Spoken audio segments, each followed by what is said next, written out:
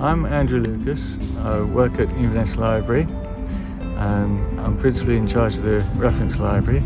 That's why I'm doing these walks, because I'm interested in the history of the area. So, this is the Caledonian Canal, one of the greatest feats of engineering in Britain. It was constructed between 1803 and 1822. Took 19 years. It was only supposed to take 7 years at a cost of $500,000, but it ended up costing $1 million. It was done to provide employment, work for local people.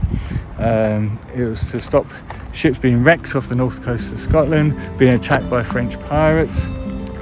Thousands of people use it every year. As you can see from all the pleasure craft, we get loads of foreign visitors. It's a lovely place to walk, cycle, just enjoy the scenery.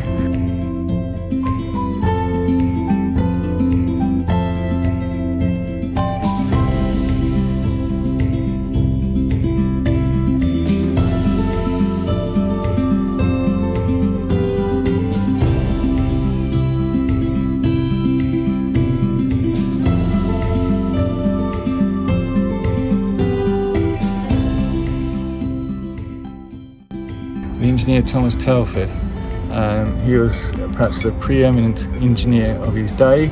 He constructed thousands of bridges, hundreds of miles of roads, harbours, docks, and obviously canals.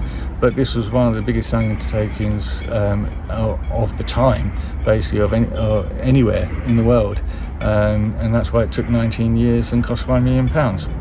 It was never a commercial success in terms of the commercial shipping that it was supposed to take through, because by the time it was finished, a lot of the boats had got bigger.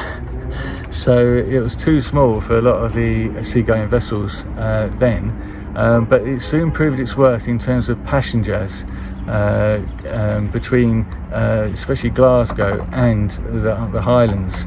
And the person that perhaps really got the tourism of the canal going was Queen Victoria, who in 1873 did a cruise along the canal, and then subsequently it became very popular as a passenger steam service between Glasgow and Inverness.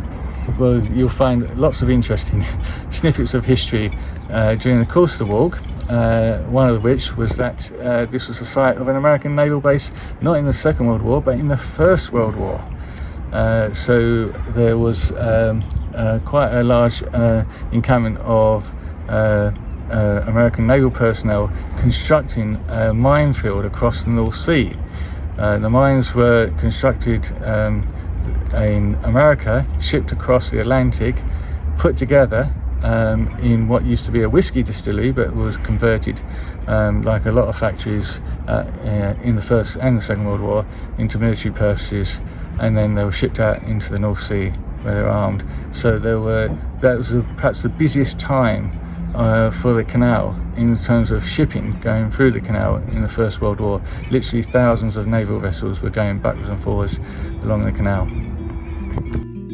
There's a wreck at the sea end of the canal, which we'll see on the walk, and there was a lot of debate as to what kind of boat it was, what boat it was, etc. But doing my research, I found a report of an incident where two ships had become entangled in the Clacknaherry Lock, and they weren't able to salvage them, and they just dumped them 50 feet offshore. And the dimensions of the wreck and the ships in the photo are pretty similar. So I suspect the wreck at the end of the canal is one of these two boats. Everything to do with the canal, obviously initially, was manpower.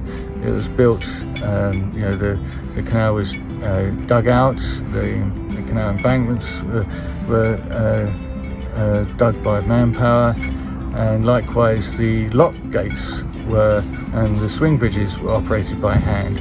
It was only in the 1960s that they became mechanised, and you'll see some of the pictures of how they used to operate the lock gates before they became mechanised. It took a lot of effort and a lot of time to open the lock gates manually, So all the passenger ships that were using the canal, all the tourists going backwards and forwards, they would be literally stuck in one place for about 3/4 of an hour while the ships were going up and down the locks. And you used to have entertainers who used to work, ply their trade by the side of the lock. There would normally be one of them would be playing an instrument, most probably bagpipes, and they would have a little boy or a little girl with them who would do a jig while they were playing the music, and passengers on the steamships going through would throw money down to them on the dockside. It's a nice little walk. As I said, it takes about an hour, but it's only a 20-minute walk if you walked it without the stops to talk about the history.